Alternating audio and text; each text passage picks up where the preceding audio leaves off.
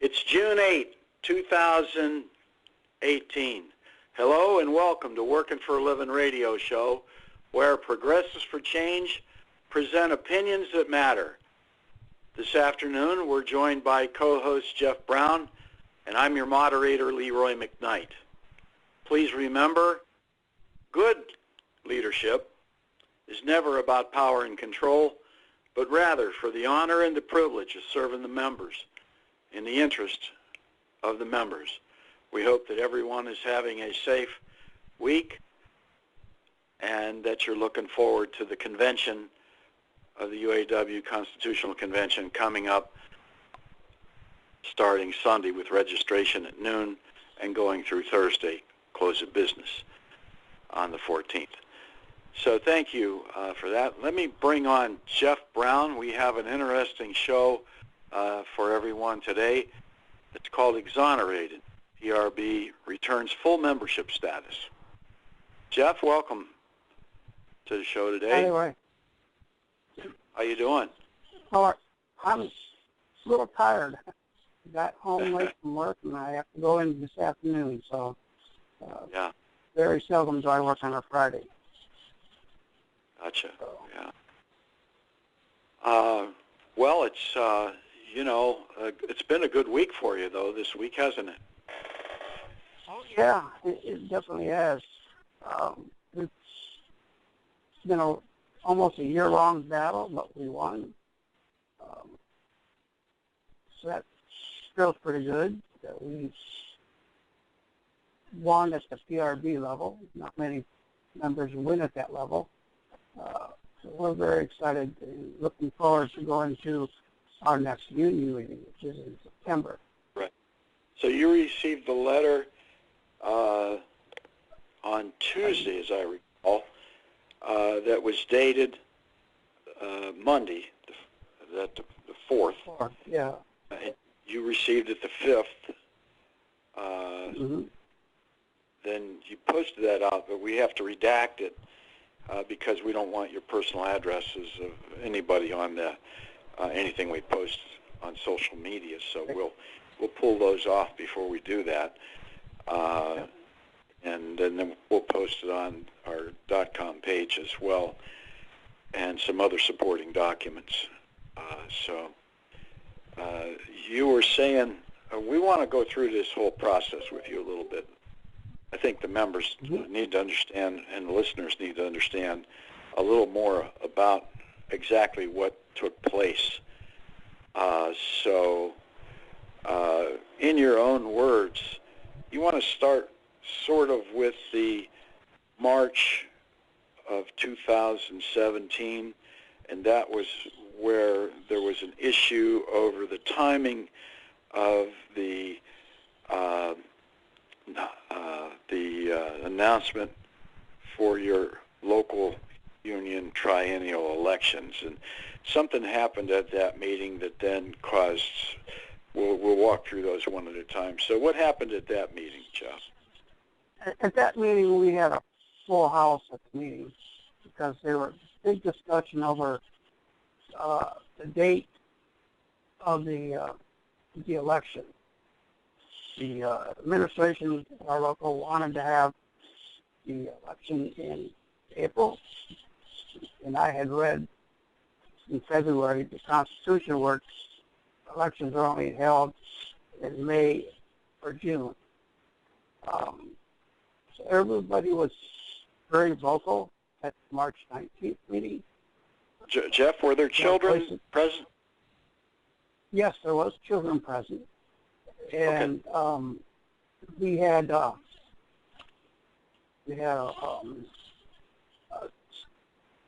let's say, without going into exactly what happened, there seemed to be some physical altercation, but that's been in question by a lot of people. But it became an issue at that meeting. People were left the meeting because of it. A lot of discussion about how that occurred, and so there were subsequent charges about that as well, and they were proven, well, let's say they were ignored, and the innocence was conveyed upon the person that possibly, well, the person that got charged, let's put it that way. Because, you know, there was a local union trial on that altercation, that alleged altercation. So, but having said that, then there was some investigation. What did you find out in this investigation, and who was this person? The physical altercation was started by our local sergeant at arms. There was a couple sets of charges filed. One for the sergeant at arms not doing his job. He created a hostile environment. It's not his job. He's supposed to keep peace and order during a meeting at all times. There were little children in the room, and he had an altercation just 10 feet away from the little kids. We kept arguing over when the election was going to be. The election committee offered a date, time. But our local president was hell-bent on controlling the election date. And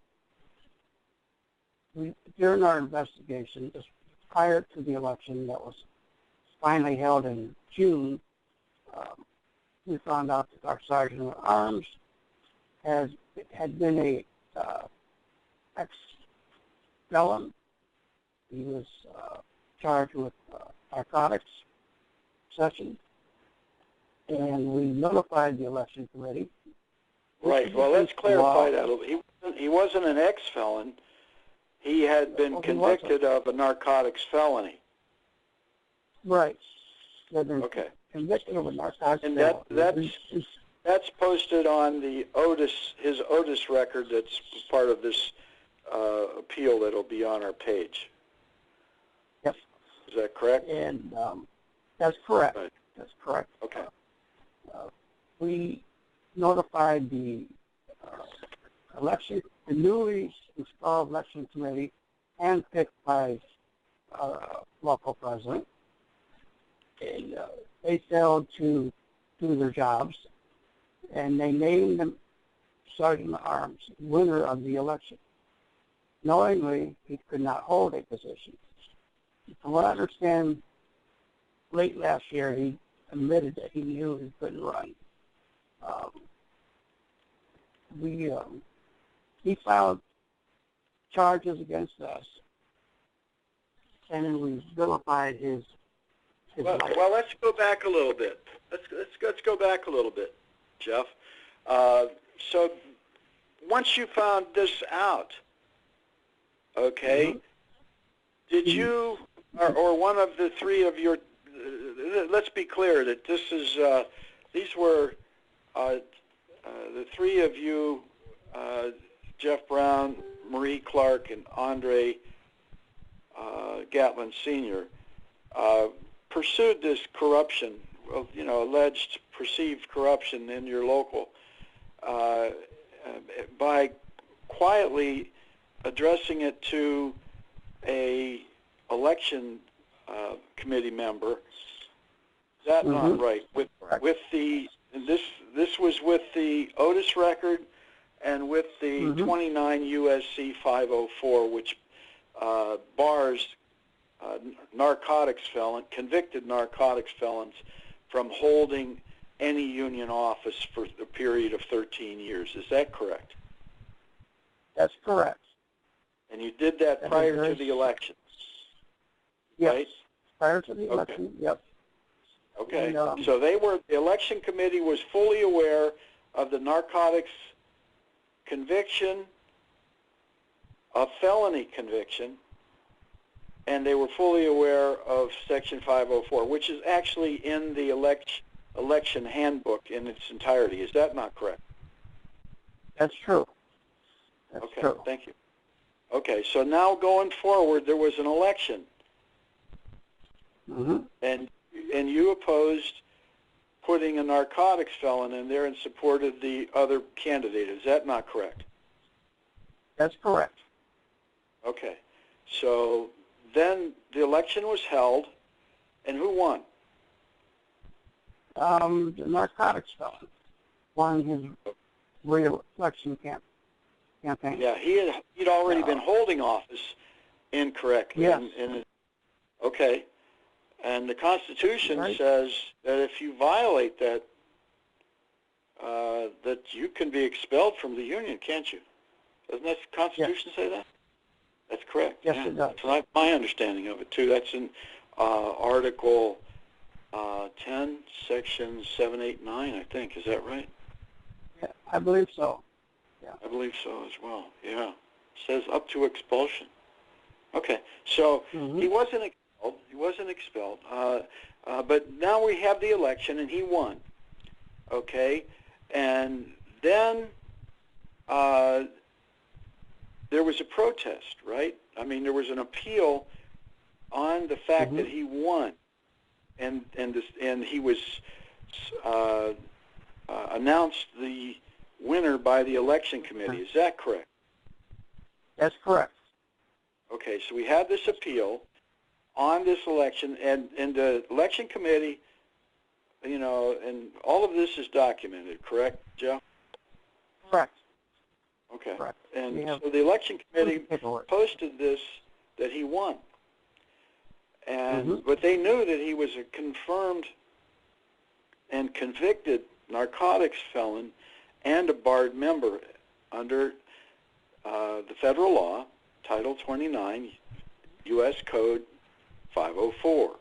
They all knew this, yet and still they posted out there that he won. And what happened at the meeting then? Was it the appeal read out in its entirety? No, the next meeting, when they installed the new officers. They had the appeal first. That felt. Yes, they had the appeal. Okay. The recording secretary did not read the entire appeal. They left the part out about the 504 appeal that we had put forward about him being a drug felon and unable to hold an office. Okay. Okay. And at the meeting, one of your sisters did what there? What'd she do? She moved to approve the appeal? She made a motion to, I believe, I'm sorry, Leroy. Yeah. I think the whole appeal. Made a motion to approve the appeal, right? Right. And that was not seconded. No second. No second. So it died for lack of support. It died out. There was no more discussion. But the election committee knew, and there were a number of other executive board members who knew, right? So yet and still this appeal died that said, you know, he shouldn't be holding office because he's a convicted narcotics felon and barred from holding office, essentially. So after the appeal died, then they had the installation of officers. Was this convicted narcotics felon sworn in as an officer in the face of everyone knowing that he was a barred member? Yes, he was sworn in. Okay.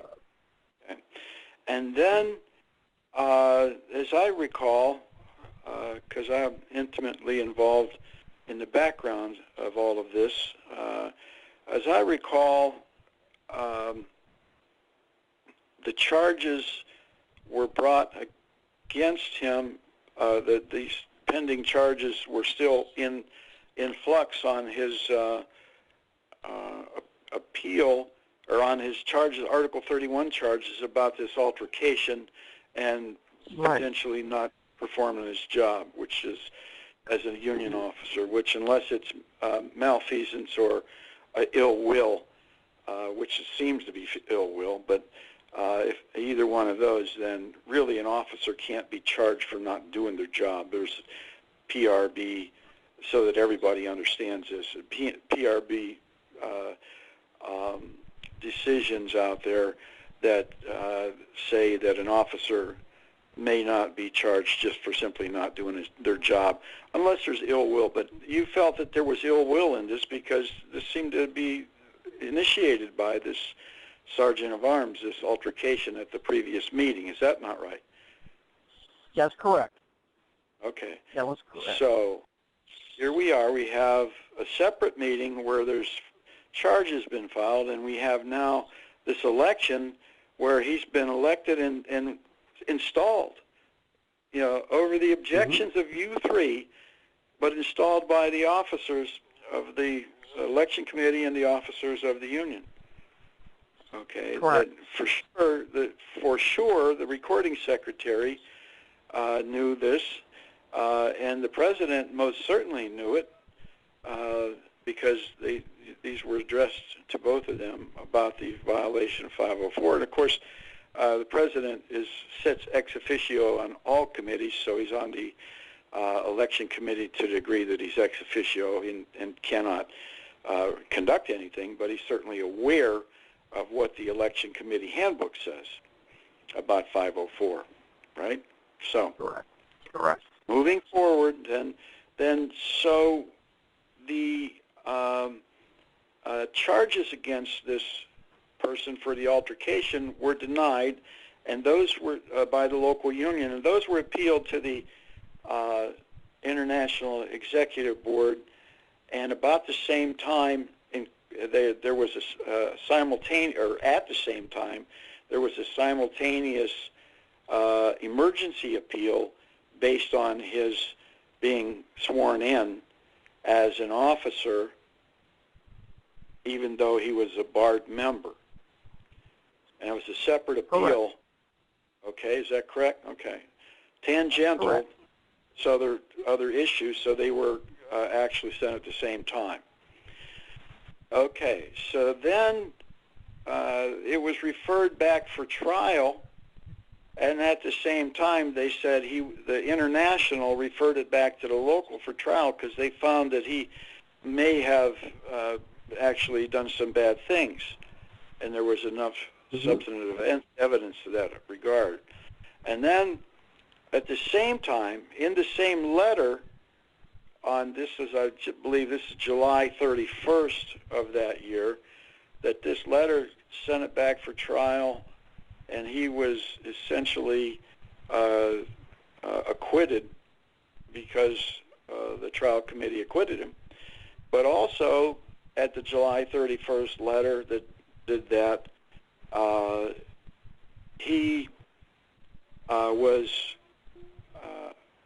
announced to be a confirmed barred member by the International Executive Board. Did they not say that, Jeff? That's correct. Okay. And then the trial was held and he was exonerated, correct?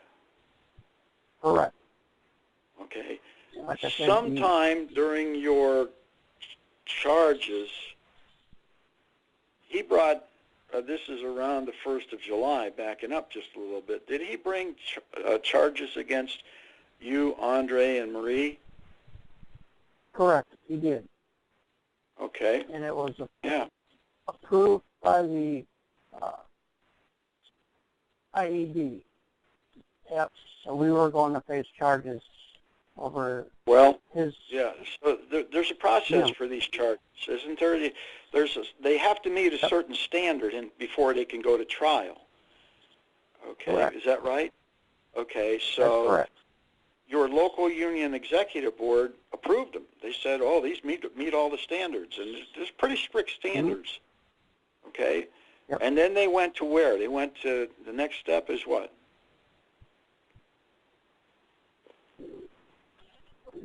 At the International Executive.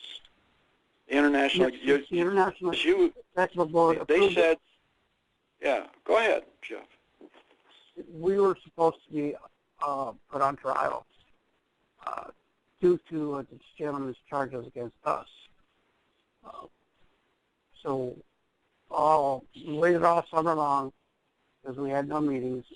We had the trial against the charges we put against the Sergeant at Arms, which again was a kangaroo court handpicked by the president of the local, and they found him not guilty. We had our trial that he filed against us. Well, let's walk through the process of that, though, Jeff, because it's important that everybody understand that these charges that they can be approved or non-approved. Okay, and the local union approved the charges, right? Yes, they did. Okay, and then you, Andre, and Marie appealed the approval of the charges to the International Executive Board, correct? Correct.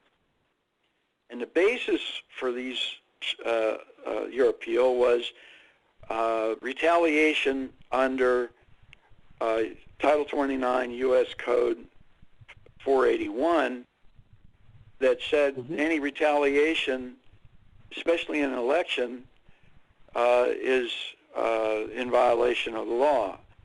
And you believe that that was in retaliation for this, and the elements to establish, and this is all in the appeal, as I recall.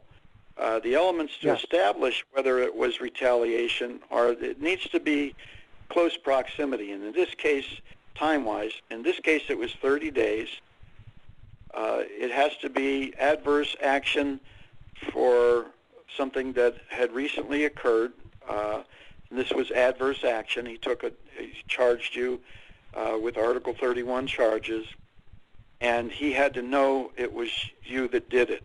I believe those are the three elements for retaliation, and that met all three of those. And so this went up, and of course there were a number of the elements that weren't properly present in Article 31, Section 3, C, A through, or I'm sorry, 31, 3A through E. There's like 5 of those tests, and it didn't really meet all 5 tests. Is that correct, Jeff? That's correct. Okay. So this is now before whether the charges are proper or improper. This is now before the International Executive Board. Now we know, listeners, we know this is a little bit of a odyssey, but you need to understand what's just happened here.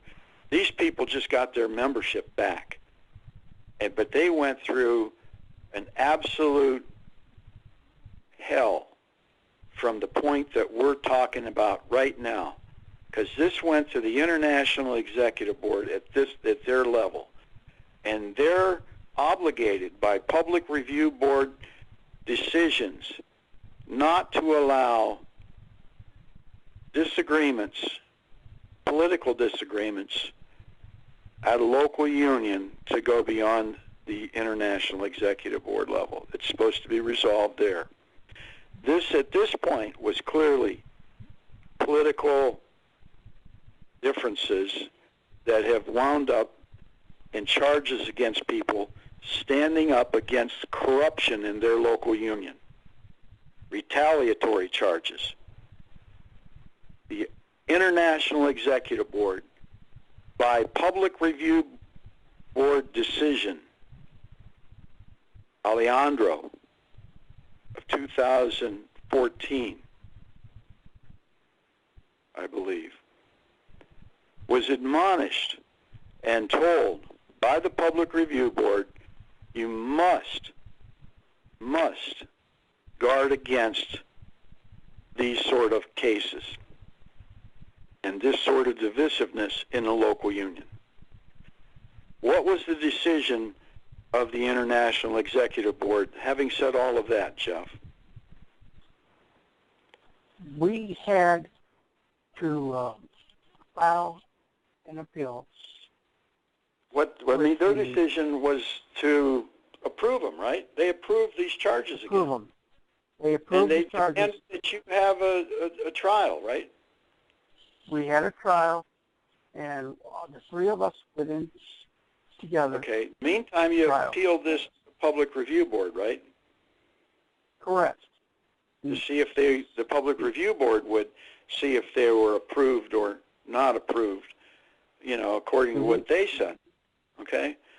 And then that went back and forth quite a bit, didn't it? Because they really had not enforced Article 33, Section 4E, I believe it is, that says you have to uphold the lower tribunal before it can go up.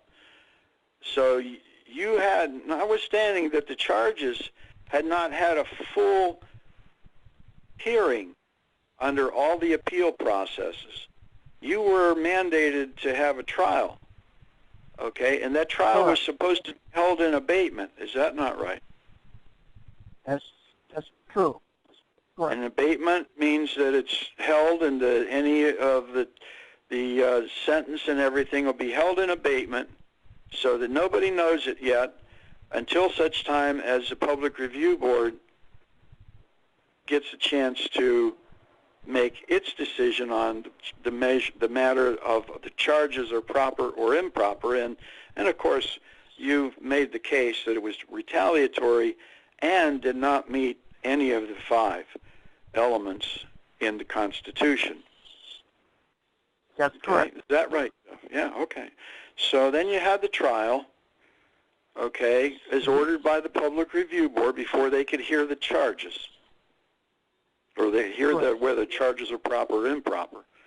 Okay, and so then you had this trial. In the trial, it was sort of, at best, kangaroo, because there's 9 members of a trial committee, everybody should know. There's 7 that serve and 2 alternates. When the 2 alternates are exhausted, you have to pick another trial committee. But in Jeff's case,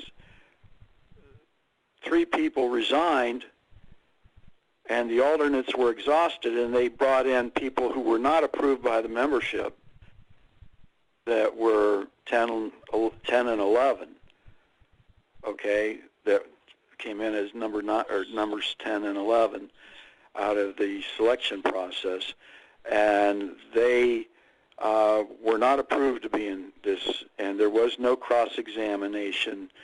It was just an edict, and then they decided that you were guilty and sentenced you to 10 years loss of good standing of your membership. You still had your membership, but you lost good standing. Is that correct, Jeff? That's correct. You're right. Okay. Correct. Now, was this held in abatement? What happened about the abatement, Jeff? The abatement,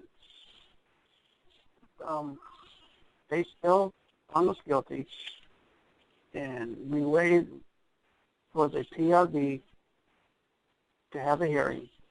And we had that hearing. This supposedly abatement means it's held in secret until such time other things occur. Was this secret, or was it they sent a letter to they got approval from the IEB to go ahead with the publishing of their decision and the sentence? Is that not correct? So it wasn't held in abatement. It was made public, right, Jeff? Correct. It was made public. So then you had all of this moniker of no membership and all of the disgrace amongst your members and humility of no membership for some very long period of time. And as I, recall, you're one of the founding members of this local union. You were a charter member and helped to get it up off the ground. So this was very devastating to you, wasn't it, Jeff? Yeah, I had also held a few elected positions in my years. So I was very proud to be a founding member of the local. This is not the local I helped start. I have never seen a executive board so corrupt in my entire career. That's all it was. It was a kangaroo court. They got what they wanted because that's what the president wanted. Right. They find us guilty and fire us for 10 years. Yeah. Knowing that two of us were going to be there in 10 years. Yeah. And even though the IEB allowed this to occur, the trial was held and supposed to have been held in abatement. Even though all of that was supposed to be, and the attorney for at the public review hearing, a public review board hearing on April 14th, 2018, to hear all of this that we just discussed, the UAW attorney said that, the trial was held in abatement, even though it had been published and your sentence carried out by the local union. Whereupon you appealed that to the IEB. But we're dealing with this whole notion that the IEB should have found these charges to be rather frivolous and retaliatory, and didn't meet all of the above, and that they were a political difference in the local union. Okay, so the IEB on April 14th sat down with the International Executive Board, the local union representatives, and the International Executive Board representatives, attorney Rick Isaacson, Al Wilson from the President's office, Rick Isaacson and Al Wilson from the President's office, and a woman attorney. I can't recall her name. It's in these recent decision of June 4, and yourself, Marie and Andre Gatlin, Sr., sat in this hearing, and the attorney, and this isn't something that this is, he said, she said, this is in the decision. The attorney said the abatement, or the trial had been held in abatement, and clearly it had been made public. So there's a lot of disinformation and incorrect information being brought forth by the International Executive Board. But up until here, the International Executive Board had taken the position against Andre Gatlin Sr., Marie Clark, and Jeff Brown, who stood up for to prevent corruption in their local union,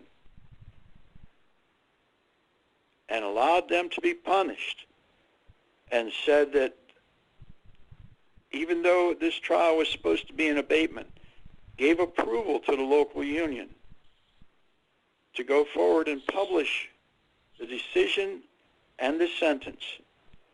More importantly, the IEB took the position of a narcotics felon over 3 good members trying to prevent corruption. And this occurred in the face of the United States government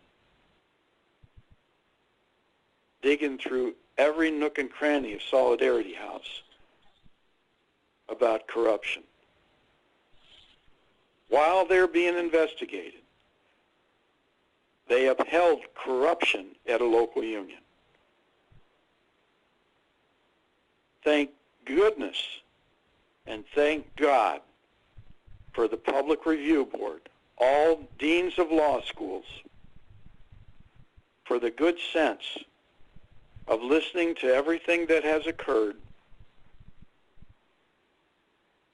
and exonerating and returning the membership status effective immediately upon receipt of these letters sent to everyone of their decision and reversal of the sentence, the trial verdict and the sentence. Returned Jeff Brown, Andre Gatlin Sr., and Marie Clark to full membership status once again. you may or may not know, Jeff's been part of this team working for 11 from the very beginning, and he's been slated to be a vice presidential candidate for a very long time. That got interrupted by the loss of his membership. He was conveyed full membership Tuesday upon receipt of this letter. Jeff Brown is once again a slated candidate for vice president at the International UAW. And the FRAP 3, as we affectionately call them, will go down in history as being the most vilified members of our union of all time, taking their membership away for standing up against corruption of a narcotics felon being an officer in our union. And the UAW International Executive Board took the side of the narcotics felon. There's more. Okay, Jeff? Once you realized that you had a narcotics felon and the election committee that had been holding office, and the election committee, during the process of the election, they could not take him off of the ballot. That's against everything democratically, and all the rules in the election committee handbook. But once the election was over, in full knowledge of all this, they certified him as the winner and allowed him, without objection, at the meeting held in June, to stand for and take the oath of office, the induction ceremony, and function as Sergeant of Arms, even though he's a barred member. And they knew it. So upon reading Article 38, Section 13, that talks about election fraud, you sent a notice to the International Executive Board saying you believe there was potential election fraud because of what occurred, and in the full knowledge that this person was a convicted narcotics felon and barred member, yet and still conveyed the office of Sergeant of Arms on this person. Is that not correct? You sent that letter to the IEB? Yes. We sent it in December of 2017. I sent it again right after the PRB hearing, because I was told by Rick Isaacson he didn't remember receiving that letter from me. Didn't he send you a letter in January? Because on April 14th, he said he didn't know nothing about it, but he sent you a letter in January saying it's currently and properly before the International Executive Board, correct? Correct. Yeah, Correct. yeah. And so you then sent in another reminder to him subsequent to April 14th.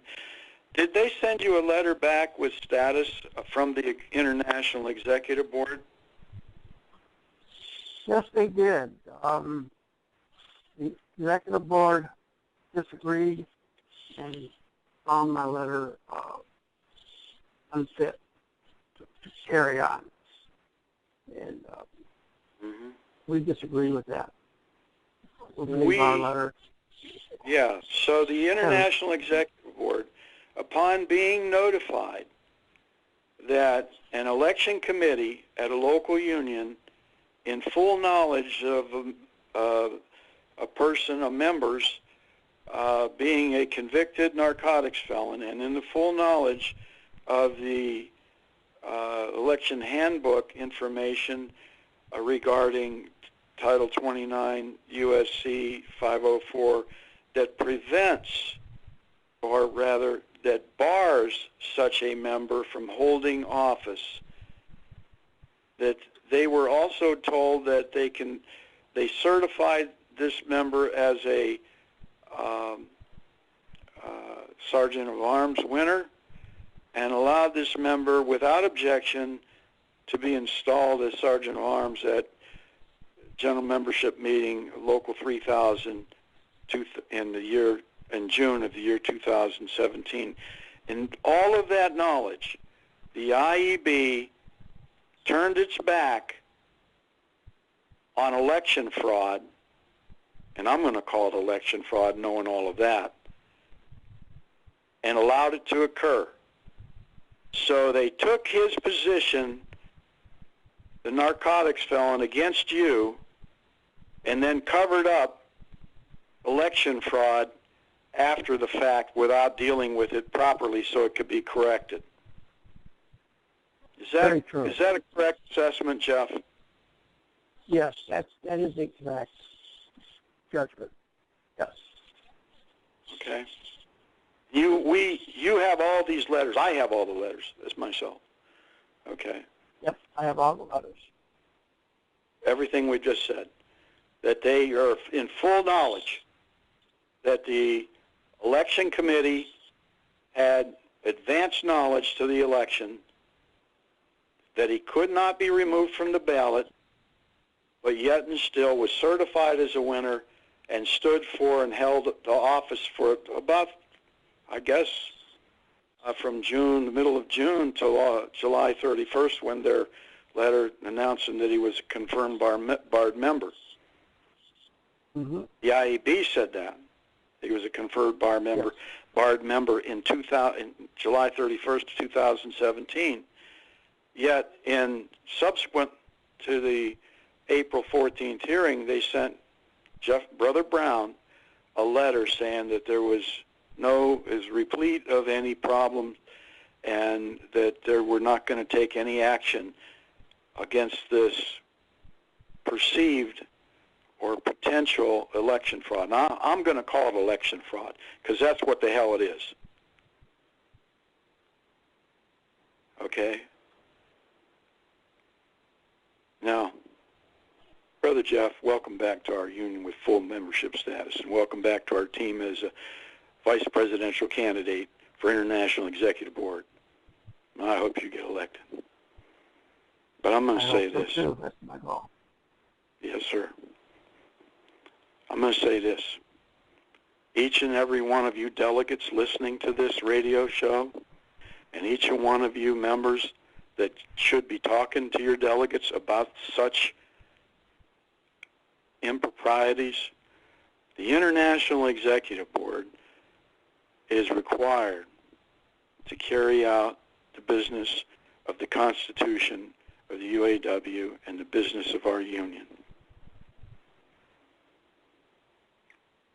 And when corruption exists, they're supposed to stand up against it and take action to correct it.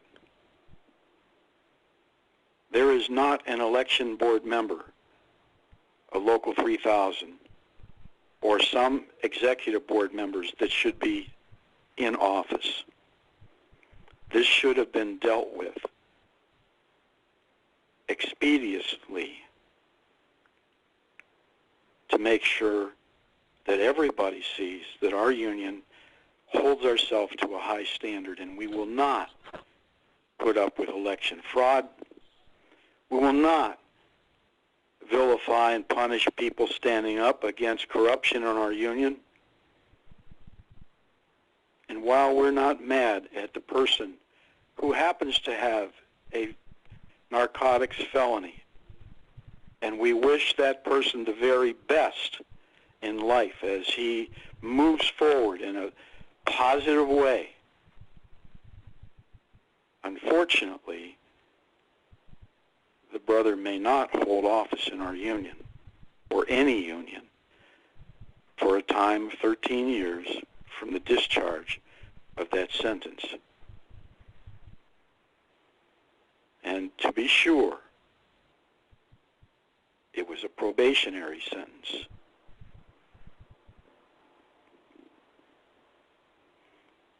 But there's still a discharge date. And he's prohibited by federal law. Article 2, Section 4 says that we will enforce all existing laws. Your International Executive Board is in violation of that. And next week, starting with the 10th of registration at noon and the opening of the convention on the 11th, you will have a chance to see to it that officers that know how to administer the Constitution and federal law get installed. Because the ones that are there don't know. And that's a real problem. We're not talking about anything else that they may have been investigated for. We're talking about proven facts that they did not administer the federal law properly, or the Constitution, or the election guidebook, and did not hold anybody to account in the face of full knowledge of all of the above.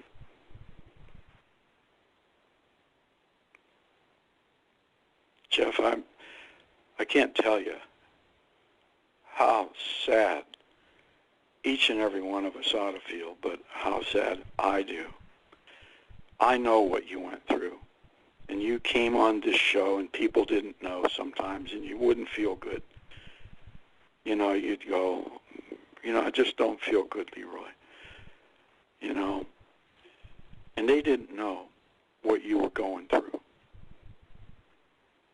Loss of membership for a brother like Jeff Brown and sister like Marie Clark and brother like Andra Gatlin Sr., who are good unionists, trying to hold our union to a higher standard,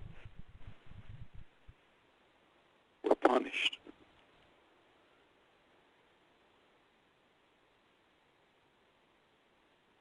Unfairly.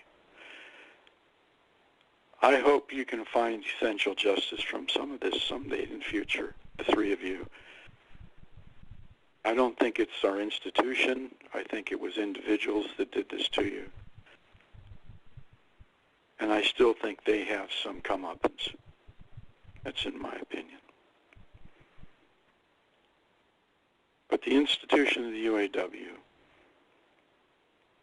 when administered properly, is an amazing entity. We are a great union.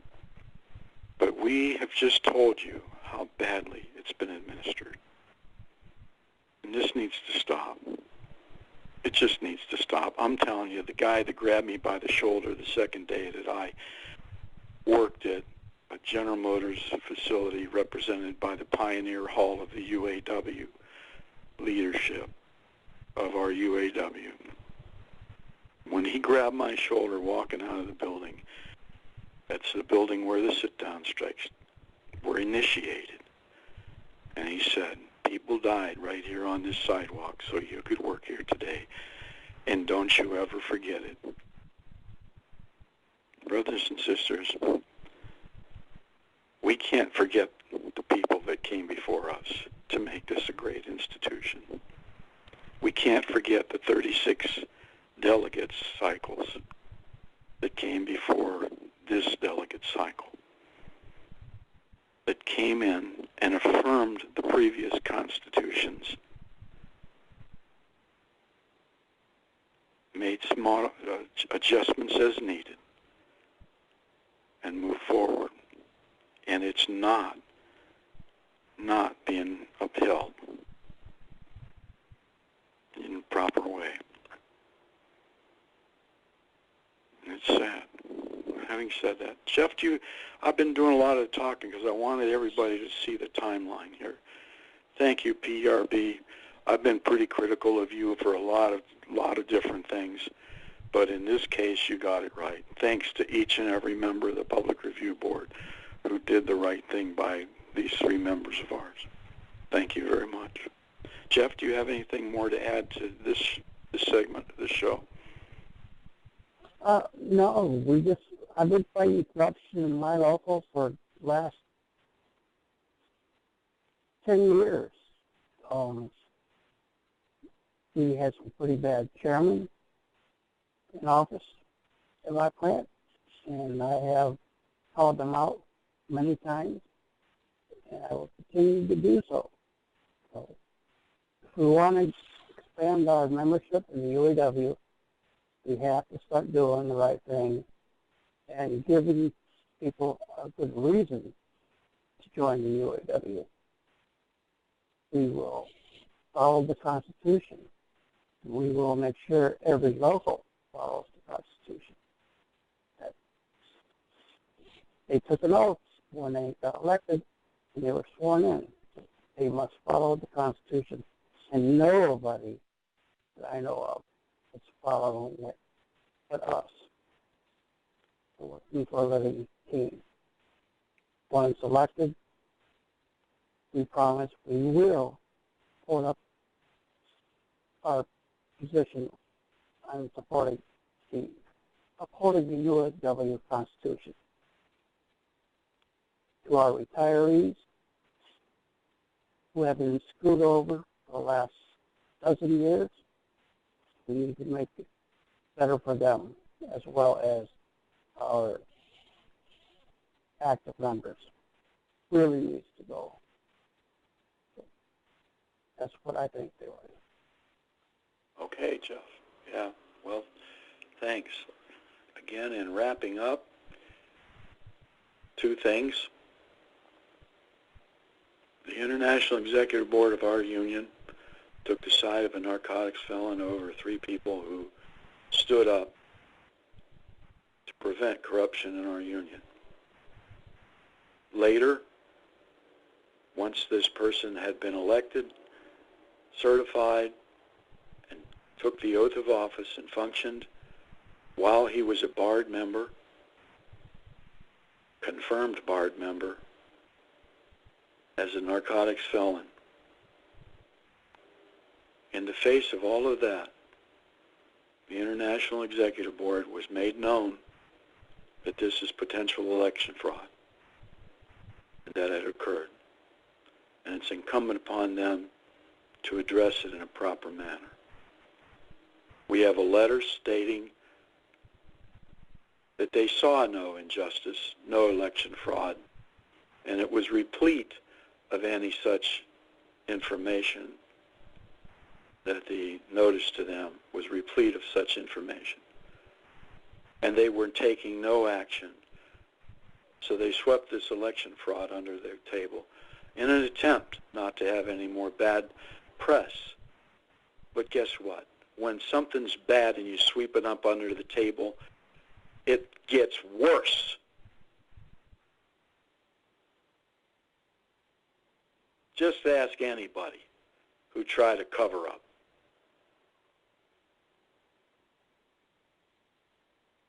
You need to go. Each and every one of you need to be replaced. Having said that, listeners, thanks for this listening into this special show regarding the exoneration of brothers Jeff Brown, Marie Clark, Andre Gatlin Sr., more commonly known as the Frap 3, and they're restored to full membership status. One is going to be a vice president of this international union. Thank you for listening in, and we'll talk to you soon. We're going to have some special shows in addition to Sunday night's show. So, listeners, thank you for listening. Jeff, thanks for being a part of this, and we'll say goodbye for now to the listeners. Bye, listeners. Have a good night. Good day.